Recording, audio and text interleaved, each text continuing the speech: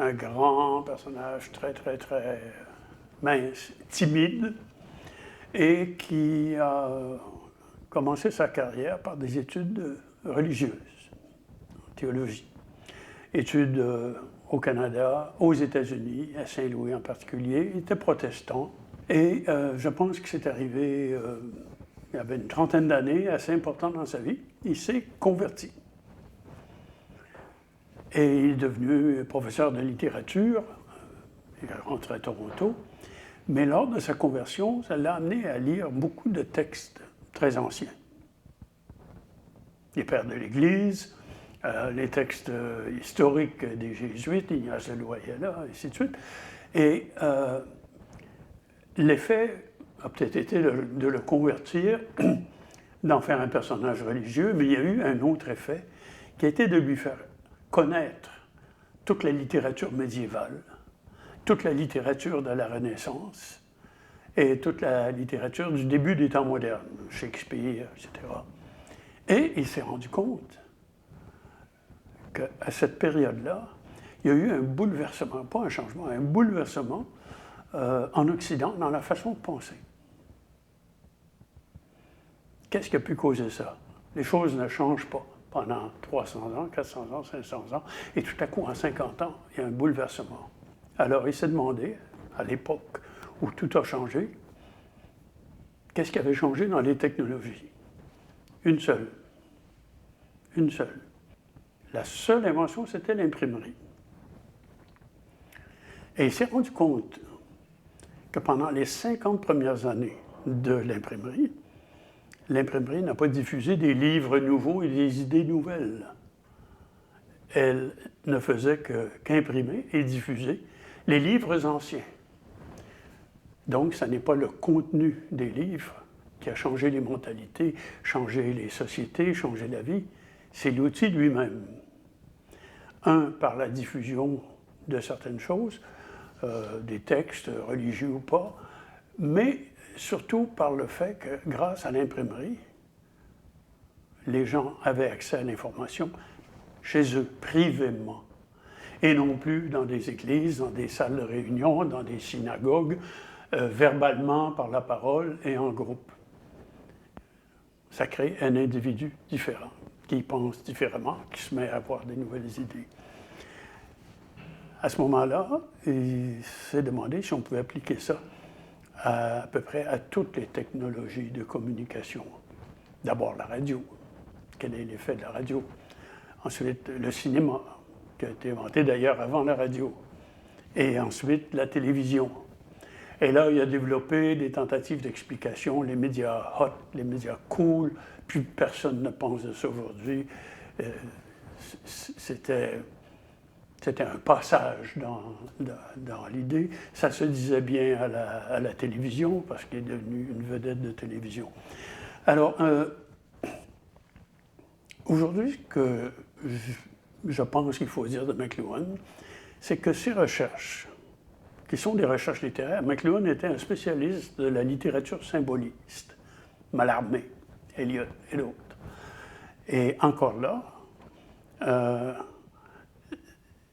cette spécialité, cette connaissance de la littérature, là, de près de 1000 ans de littérature, lui a permis d'écrire son livre majeur qui est La Galaxie Gutenberg. La Galaxie n'a pas été un très grand tirage. La Galaxie, encore aujourd'hui, est un livre difficile à lire. La Galaxie est faite de centaines de citations qui permettent d'illustrer son propos.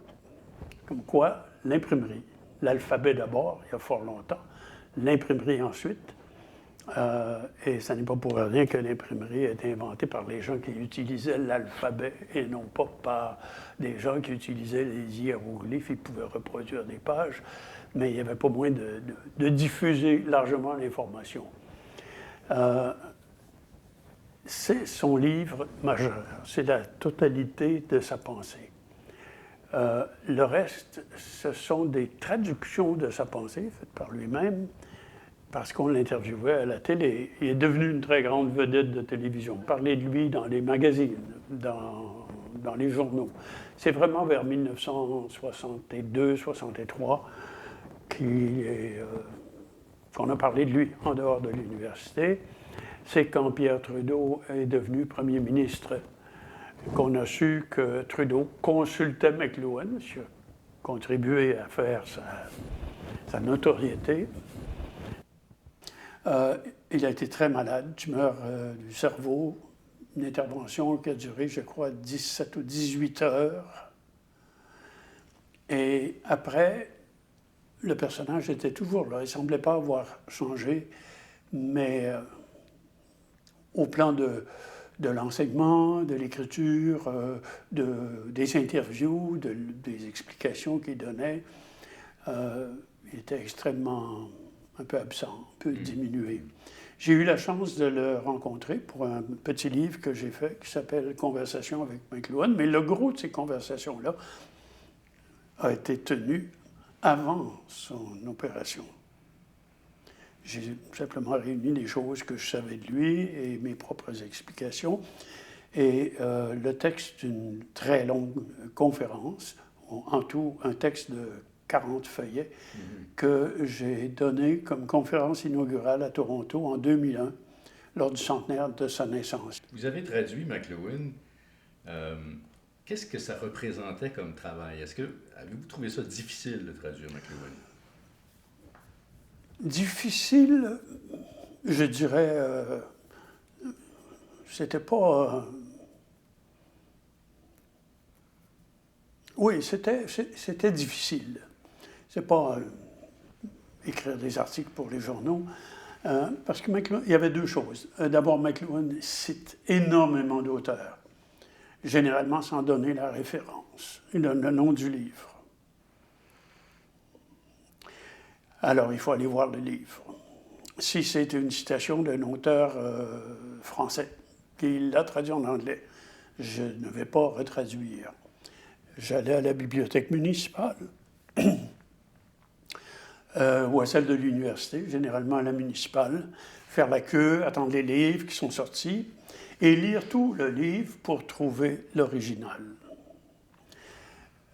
D'autres choses qui n'ont jamais été traduites en français. Donc, il fallait aussi les traduire. Entre autres, James Joyce. Ça, c'est pas un cadeau. On ne traduit pas. On paraphrase, on se débrouille pour comprendre, non pas le sens, mais le rôle que McLuhan donnait dans son livre à ce passage-là. Et surtout Finnegan's Wake, je sais qu'il y a eu une traduction. Il y a une chose qui m'a fait un plaisir immense. Il y a un très long passage de Ulysse, de James Joyce. Je ne savais pas que ça avait été traduit. Je l'ai traduit. Je l'ai traduit avec beaucoup de soin. C'est à peu près 30 lignes. Et à un moment donné, je me suis rendu compte que ça avait été traduit dans les années 28-29 par Valérie Larbaud, grand écrivain. Et j'ai relu la traduction de Valérie Larbaud, puis j'ai trouvé le passage. Il y avait un mot de différence. Et je préférais le mien. Il vous a dit quelque chose quand vous avez fait la traduction de Counterblast, qui est assez surprenante. Il vous a dit faites-en ce que vous voulez. Oui, McLuhan, je lui disais qu'il y avait des choses parfois qui étaient difficiles parce que ça correspondait à des réalités de la société américaine, anglo-saxonne, et que ici, ou en France, dans une société différente, ça ne veut pas nécessairement dire la même chose. Et je ne veux pas que vous fassiez une traduction, là. Lisez-le, là, puis refaites votre propre livre dans le même esprit, de la même façon. Alors, je sais qu'il a dit ça à d'autres traducteurs, parce que Counterblast, c'est le dernier que j'ai fait. Il y a eu quelques autres livres par la suite, et j'ai pu constater que la version française est à des années-lumière de l'original anglais. Le traducteur était tout fier de devenir un co-auteur et parfois l'auteur principal. Et j'ai fait beaucoup de traductions. Et j'estime qu'il ne faut pas traduire mot à mot, mais il ne faut pas non plus adapter, tourner les coins un peu ronds, et puis dire l'important c'est que le public comprenne, et ainsi de suite. Je crois qu'il faut traduire mot à mot, mais correctement. Dans votre livre, vous finissez en disant « Où est le McLuhan d'aujourd'hui? » Bien, précisément, je pose la question. Il n'y en a pas.